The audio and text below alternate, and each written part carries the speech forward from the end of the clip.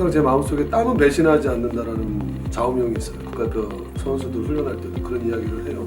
여러분들이 흘린 땀만큼 좋은 결과가 있을 거다. 그리고 저는 좀 시간이 걸렸지만 그 꿈을 이뤘다. 뭐든지 어떤 운동뿐만 아니라 어떤 일도 그렇잖아요. 내가 어떤 마음을 갖고 일을 하느냐, 어떤 마음을 갖고 운동을 하느냐에 따라서 결과는 달라지는 거고, 또 정말로 최선을 다해서 했다면 그 결과가 어떤 결과가 나와도 후회스럽거나 원망하진 않을 거라 생각해요. 제가 2000년도에 창단 멤버로 파라이사키를 접하고 10년 후에 첫 번째 올림픽으로 출전한 데가 2010년도 캐나다 밴쿠버 패럴림픽이었었어요. 자, 두 번째 4년 후에 너무나 억울한 거예요. 6위를 했다라는 게. 두 번째 경기에 다쳐서 또 게임을 못 뛰었고, 두 번째 2014년도 러시아 소치 패럴림픽에 또 참여를 했어요.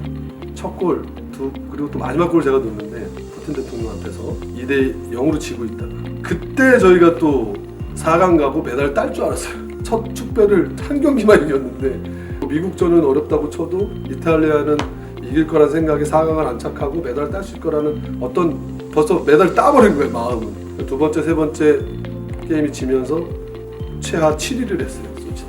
평생 잊지 못하죠. 주변에서 이야기를 많이 해주셨어요. 이제 은퇴하라고, 이제 지도자로 가라는 말을 많이 들었어요. 그때까지 14년 동안 이제 하기를 한 건데 마지막 평창 올림픽, 패럴림픽을 제 은퇴 무대로 삼고 해야 되겠다는 생각을 가졌어요. 그동안 주장을 10년 동안 하면서 선수들 막 신경 썼으면 그 3년 동안은 저는 제 몸 관리만 했어요. 메달을 따야 되겠다는 생각 때문에.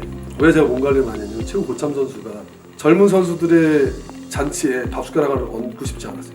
제가 주역이 되고 싶었어요. 그래서 몸 관리를 더 열심히 하고 떨어지는 낙엽 조심하고 그렇게 준비했던 평창 패럴림픽인데 은퇴 무대에 꼭 메달을 따자 이런 생각 갖고 평창 패럴림픽을 생각하고 살았어요, 사실 진짜. 그때 메달을 따고 나서 제 별명이 울보 캡틴이었는데 안 울 수가 없었어요, 솔직히.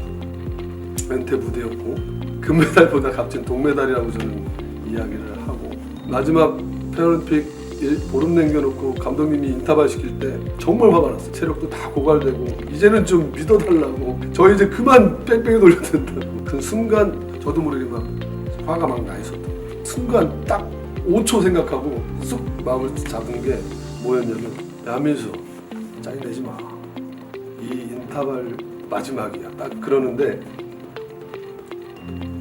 딱 안정이 되더라고요. 그래서 참았지.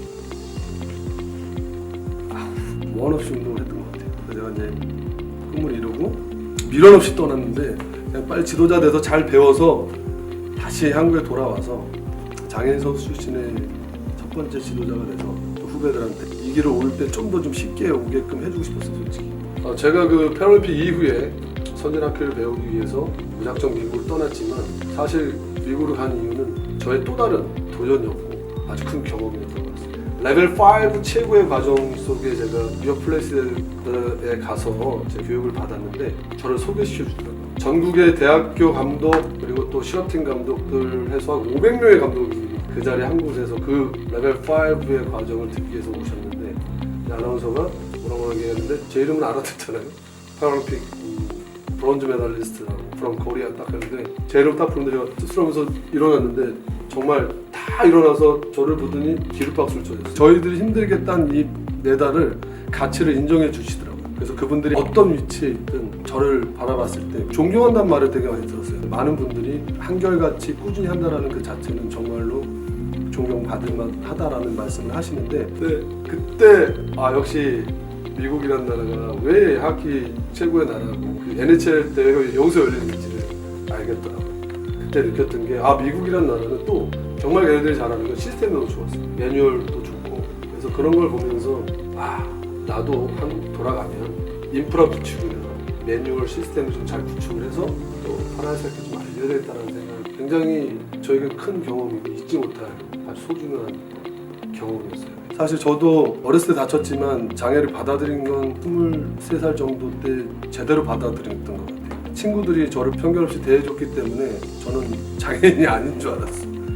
막상 23살 때 친구들 다 군대 보내고 마지막 제가 외롭더라고요. 그래서 뭔가 새롭게 배우고 싶은데 장애인 직업훈련소로 제가 들어갔는데 장애인들은 90% 다 중度장애인 거예요. 그때 제가 느꼈어요. 나도 장애인이구나. 신체적으로 건강한 비장애인들만 바라보다 보니까 제 자신이 좀 초라했던 거고, 제가 뒤돌아보니까 저보다 장애가 심한 사람도 너무 많다. 그때 제가 느꼈어요. 아, 장애는 받아들이는 거다.